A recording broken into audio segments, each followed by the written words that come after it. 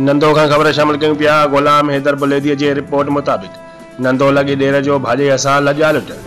भाॼे जी फरियाद ते ॾेर गिरफ़्तार। नंदो पुलिस जो मुतासिर औरत खे मेडिकल लाइ इंडस अस्पताल खणी वई। नंदो लॻे ॻोठ सफ़दर शाह में 35 साला भाॼाई यास्मीन ख़ासकेली खे 26 साला ॾेर इम्तियाज़ अली ख़ासकेली ढंढ में ज़ोरीअ झले ज़्यादतीअ जो निशानो बणाए छॾियो। अहिड़ो इतला नंदो थाने ते नारी यास्मीन ख़ासकेली पंहिंजे वालिद बसर ख़ासकेली सां गॾु ॾिनो। नंदो पुलिस लॼा लट जो निशानो बणियल यास्मीन जी फरियाद ते जवाबदार इम्तियाज़ अली ख़ासकेली ते कलम 376 PPC तहत FIR दाख़िल करे वहशी ॾेर खे गिरफ़्तार करे मुतासिर नारीअ खे मेडिकल लाइ इंडस अस्पताल बदीन मोकिलियो वियो।